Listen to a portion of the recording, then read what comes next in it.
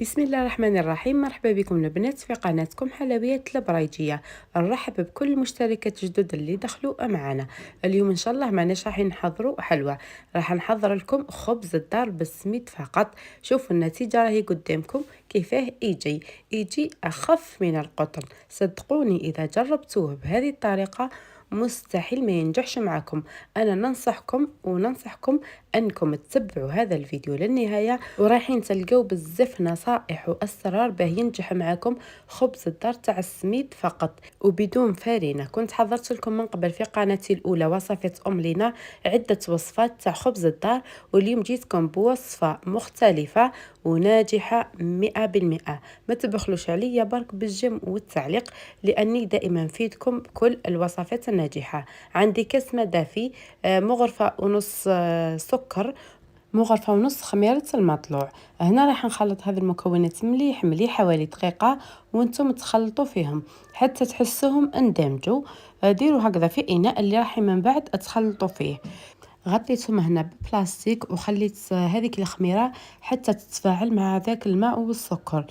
خليهم حوالي 10 دقائق حتى ل 15 دقيقة. هنا بعد ما فات حوالي 10 دقائق، شوفوا القوام اللي راح تحصلوا عليه. انتم اذا حبيتوا يعني الخبز ينجح لكم تبعوا المراحل بالتفصيل وما تفوتوا حتى لقطه. هنا خلطت هذوك المكونات مع بعض مليح. ضفت عليهم زوج بياض البيض الصفر، راح من بعد ندهنوا به الوجه تاع الخبز. ضفت عليهم هنا نص كاس نتاع الزيت. دائما الكاس اللي راح كيلو به كل المكونات سواء الزيت او من بعد راح نكيلو السميد. ضفت عليهم مغرفه ممسوحه ملح، المقدار هذا راهو مضبوط. هنا خلطوا مليح مليح حتى تحسوا هذاك البياض تحل مليح وتحسوا الزيت اندمج مع هذوك المكونات. جبت هنا السميد تاعي، السميد يكون شويه رقيق. استعملوا يعني النوعيه اللي تكون متوفره عندكم. اذا عندكم يعني السميد يكون متين غربلوه، اللي يهبط من تحت هذاك استعملوه. درت هنا 5 كيسان نتاع السميد. هنا راني صورت معكم 3 وزدت درت 2 كيسان لانه المقطع ما كنتش نصور. المهم درت 5 كيسان سميد يكونوا ممسوحين. هنا راح نحاول نلم. راح تحسوها ناشفه اكيد ماهيش معمره بالسوائل. راح نضيف عليها الماء. ضفت هنا عليها تقريبا كاس ماء. دوك تشوفوا شحال بقى لي من الكاس. هذا هو القوام تاع العجين اللي تحصلنا عليه. في البدايه ضفنا كاس ماء اللي درنا فيه الخميره والسكر، وبعدها ضفت الماء حتى تشكلت لي عجينه بقات لي منه كميه قليله. هنا غطيتها وخليتها تختمر. خلوها تختمر مليح مليح تقريبا ساعه. انا خليتها حوالي 45 دقيقه. انتم حطوا هذيك العجينه نتاعكم في مكان دافي وخلوها. كل ما ارتاحت كل ما يجيكم الخبز تاعكم خفيف. هنا اكيد الخبز الدار تاع السميد لازم يتعجن. ما كانش اللي تقول ما يتعجنش الا اذا درتوه هذاك تاع الميكسور او الخبز اللي تضيفوا له الفارينه. انا هنا مانيش غنضيف له الفارينه. شوفوا طريقه العجن، ما حبيتش نسرع لكم الفيديو. حاولوا تقطعوا العجين هنا باه ينجح لكم ويجيكم خفيف. تبعوا بالخطوات. هنا في البدايه لازم تعجنوا العجين تاعكم بدون اضافه ولا قطره من السوائل حوالي 5 حتى 7 دقائق وانتم تعجنوا فيها. كي تعجنوها مليح وتحسوها بدات تولي طريه، عندي هنا كاس حليب دافي. نبداو نضيفوه بالتدريج. هذاك الكاس راني ما درتوش كامل. من بعد تشوفوا شحال ادالي. كي تضيفوا الحليب الدافي كل مره ضيفوا ابقاو تعجنوا. ضيفوا الحليب وابقاو تعجنوا حتى تتحصلوا على عجينه تكون تلصق وتكون طريه بزاف. انا بالنسبه للحليب دات لي نص كاس، يعني مقدار مضبوط. شوفوا هنا العجينه اللي تحصلت عليها. انا نحب ندير السينوج في العجينه. اللي ما تحبش ما ديرش، يعني هذه خطوه اختياريه. بالنسبة للعجين تعجنوه حوالي 10 حتى ل 15 دقيقة. اللي عندها العجانة تقدر ديروا في العجانة عادي، مرة على مرة تضيف له الحليب الدافي. شوفوا أنا أديت لي برك نص كاس. وشوفوا القوام تاع العجينة اللي تحصلنا عليه يكون طري بزاف هكذا باه يجيكم الخبز تاعكم خفيف. يعني صدقوني وصفة ناجحة 100%. ويبقى لكم طري، فقط احتفظوا به في علبة بالغطاء تاعها ويبقى لكم طري. شوفوا العجينة كيف راهي. لميتها برك بشوية نتاع الزيت هكذا باه تساعدني في الخدمة نتاعها وتتلم. شوفوا كيف راهي يعني جات روعة هذه العجينة صراحة. هنا راح نقسمها على زوج. العجينة هذه دارت لي زوج خبزات تاع خبز الدار، يعني الحجم تاعهم مليح كيف البلاطوات هذوك المدورين.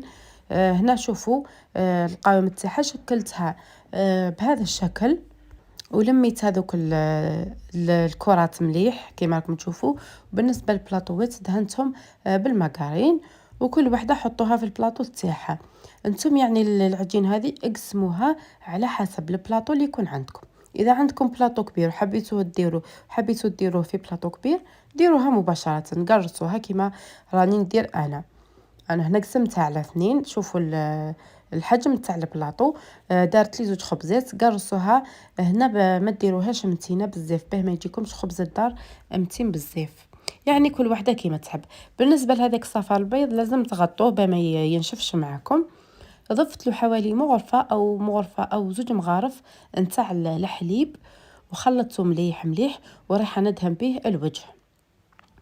بالنسبة للبيض سواء اللي في العجينة أو اللي تدهنوا به من الفوق لازم يكون دافي، يكون بدرجة حرارة المطبخ. يعني أجبدوه بمدة قبل وبعدها استعملوه. رشيتهم بالسينوج وشوية جلجلين. والتزيين يعني اختياري كما تحبوا.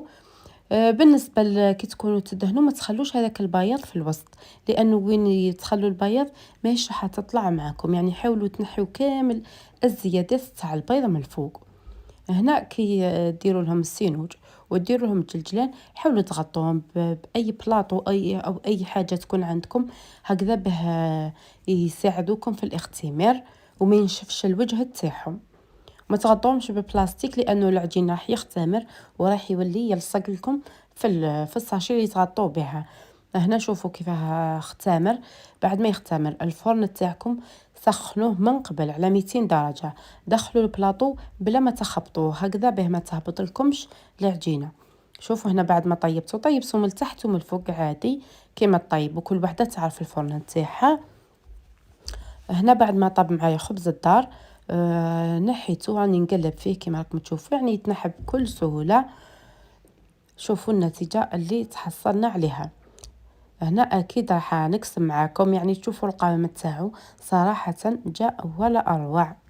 انا ننصحكم كامل تجربوه. اللي تجربوه ما تنساش برك تبعث لي تطبيقها في الفايبر، راح نخلي لكم رقم الفايبر، او تنشروا في الجروب تاع الفيسبوك حلويات البرايجيه، او تبعث لي في الصفحه هكذا باه نحط تطبيقاتكم الباقي المشتركات. لانه الوصفه صراحه راهي قدامكم، الفيديو وحده راه يحكي. جاء اخف من القطن، انا ما نقولكمش قطن ولكن اخف من القطن. تبعوا برك الطريقه كيما فهمتها لكم وبكل الاسرار وكل النصائح اللي مديتهم لكم باه ينجح معكم خبز الدار. الخبز الدار هذا بالسميد فقط كيما قلت لكم، وجا احسن من الخبز الدار اللي تحضروه بالفارينه. يعني صراحه جا بزاف خفيف. شوفوا كيفاه راه قدامكم. بالنسبة للحلويات، اللي تحب الحلويات أكيد ما تنساش تدخل قناتي وتدعمني بالاشتراك بالجيم بالتعليق خاصة في هذا الفيديو. نتمنى تخلوا لي كامل جيم وتعليق وتشتركوا في القناة باه يوصلكم وصفاتي. شكرا ونتلاقيو في وصفة جديدة إن شاء الله.